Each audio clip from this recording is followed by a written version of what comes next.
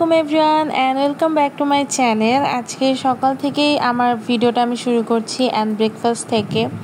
আজকে সকালবেলা ছিল পরোটা অ্যান্ড অমলেট, তো এটা দিয়ে আজকে ব্রেকফাস্টটা করে ফেললাম। অ্যান্ড এদিকে কালিয়া আসছে, আমি ওকে আদর করছিলাম, তো ওকে অনেক দিন পরে দেখলাম, যেহেতু বাসায় ছিলাম না কিছুদিন।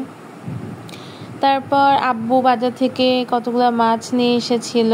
এটা হচ্ছে চিংড়ি মাছ ছিল এখানে, আর ওই পাশে ছিল হচ্ছে পাবদা মাছ। এই যে এটা ছিল হচ্ছে পাবদা মাছ। তো এগুলো এখন কেটে নিব। এই যে পাবদা মাছটা কেটে ফেলেছি সব। আবার হচ্ছে ট্যাংরা মাছ ছিল, আর এটা হচ্ছে বাটা মাছ। এই যে বাটা মাছ ছিল, এটাও কেটে ফেলেছি। বাটা মাছের ভিতরে বাটা মাছটা অনেক ভালো ছিল, ডিম ছিল এটার। আর এদিকে চিংড়ি মাছ আর ট্যাংরা মাছটাও ছিল, সব একদম কেটে ধুয়ে ভালোভাবে রেখে দিয়েছি।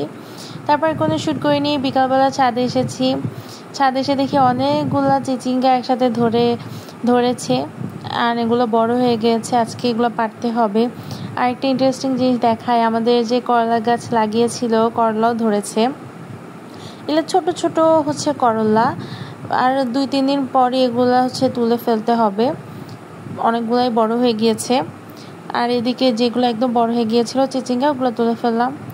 রাত্রেবেলা আমি একটু আলু ভাজছিলাম ভাত দিয়ে খাওয়ার জন্য।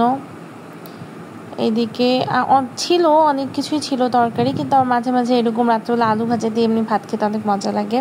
আমি এটা মাঝে মাঝে করে খাই, মানে তরকারি থাকা সত্ত্বেও আমি হচ্ছে এরকম আলু ভাজি বা ডিম ভাজি।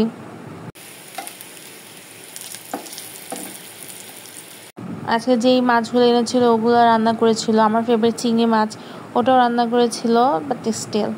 তো এই যে রাত্রেবেলা হচ্ছে রসমালাই খাচ্ছিলাম। রসমালাইটা আমার অনেক পছন্দের, আমি আগেও বলেছি। তো আজকের ভিডিও এই পর্যন্তই। ভালো থাকবেন সবাই, আল্লাহ হাফেজ।